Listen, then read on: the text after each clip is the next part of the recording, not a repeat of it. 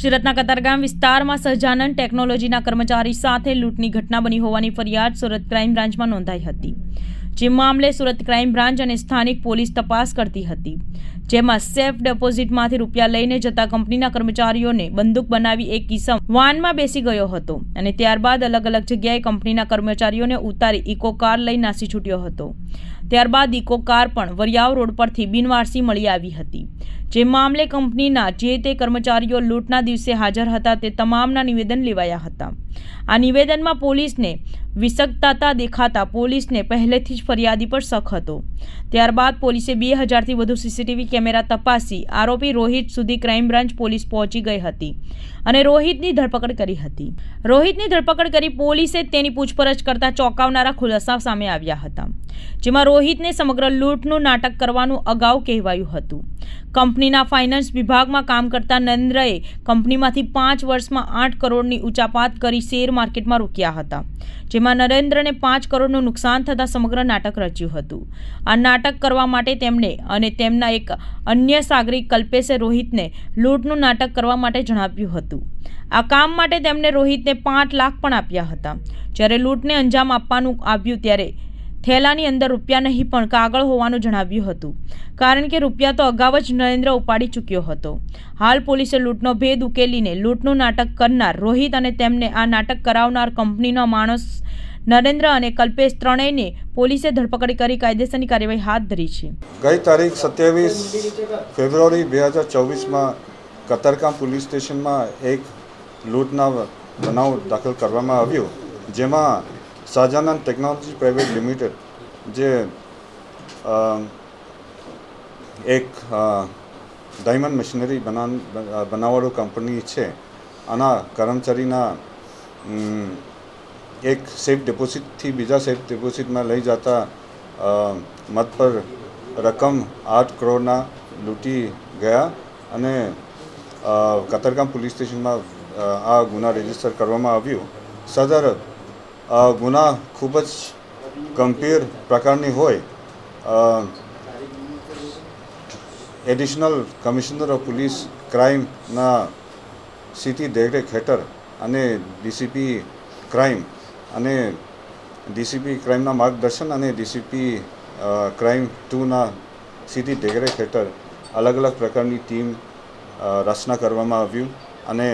Human intelligence અને technical ઇન્ટેલિજન્સના તમામ પ્રકારની દેખરેખથી આ ગુના ડિટેક્ટ કરવા માટે પૂરી પ્રયાસ કરવામાં આવ્યું। આ ગુનાના તપાસ દરમિયાન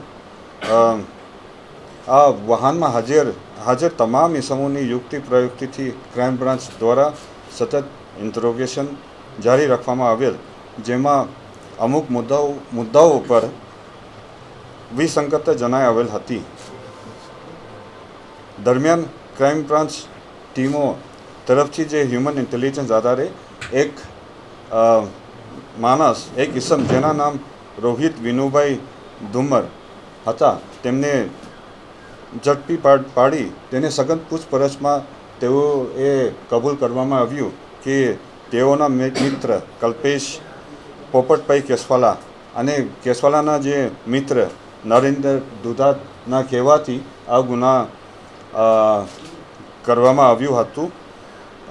તે માટે રોહિત ધુમરને આ જે નરેન્દ્ર દુધાત છે, નરેન્દ્ર દુધાતે 5 લાખ રૂપિયા આપ્યા હતા। જે આધારે આ ગુનાના તપાસના આધારે આ જે બંને શંકાસ્પદ ઇસમ જેના નામ જે કેસવાવાલા અને આ નરેન્દ્ર દુધાત હતા, તેઓને તુરત જ ક્રાઇમ બ્રાન્ચના ટીમોએ ક્રાઇમ બ્રાન્ચના પૂછપરછ શરૂ કરવામાં આવ્યું અને આ પૂછપરછ દરમિયાન આ પૂરા એમના કબૂતરાના પૂરા પોલીસને ખબર પડ્યું કે આ જે ગુનાના જે મૂળ પ્લાન બનાવનાર નરેન્દ્ર દુધાત હતા અને આ છેલ્લે 5 વર્ષથી પોતે ફાઇનાન્સ ડિપાર્ટમેન્ટના નોકરી કરતા હતા અને આ 5 વર્ષ દરમિયાન તેઓએ 8 કરોડના કંપનીના 8 કરોડ ઉચ્ચાપત કરવામાં આવ્યું હતું અને આ પૂરા રકમ આ અલગ અલગ પ્રકારની જે ડીમેટ એકાઉન્ટ બનાવવામાં આવ્યું અને ડીમેટ એકાઉન્ટ દ્વારા આ શેર માર્કેટમાં ટ્રેડિંગ કરતા હતા અને શેર ટ્રેડિંગ દરમિયાન તેઓને 5 કરોડના નુકસાન સફર કર્યું, જેના કારણે આ પૂરા કન્સ્પિરસી બન્યું અને કંપનીને આ રકમના હિસાબ ના આપવા પડે તે માટે આ લૂંટના ઉन्होंने તરકત બનાવવામાં આવ્યું અને પોતાના મિત્ર કલ્પેશ પોપટભાઈ કેશવાલવાલાને આ બાબતને જાણ કરી તેના અંગત વિશ્વાસ ભરોસાના એક ઈસમ જેના નામ રોહિત ધુમ્મર આ ઇન્કમ ટેક્સ ઓફિસરના સવાંગમાં બનાવવા માટે તેઓએ એક કોન્સ્પિરસી બન્યું અને આ પૂરા ડ્રામાબાજી આ લોકોએ આ 27 તારીખમાં કરવામાં આવ્યું અને આના કોન્સ્પિરસીના આધારે આ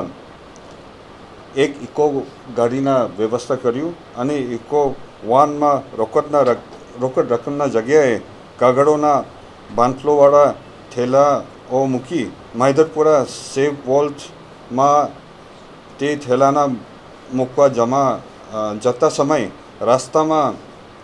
રોહિત ધુમ્મરનાએ ઇન્કમ ટેક્સ ઓફિસરના સંવાકમાં આવી એકો કારની રોકી લઈ કારમાં બેસી હથિયાર બતાવી તમામ અપહરણ કરી નિયત કરેલ જગ્યાએ પોતાને તથા કંપનીના કર્મચારીને ઉતરી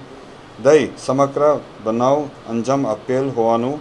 કબૂલાત કરેલ અને આ તમામ કોન્સ્પિરસી કાલે રાત્રે સુધી ઇન્વેસ્ટિગેશન દરમિયાન સુરત પોલીસ અને ક્રાઇમ બ્રાન્ચને જાણકારી મળ્યું હતું અને અત્યારે ઇન્વેસ્ટિગેશન ચાલુ છે અને જેટલા પણ આ ગુનામાં સંડોવણી હતા તમામને પકડવામાં તજવીજ ચાલુ છે.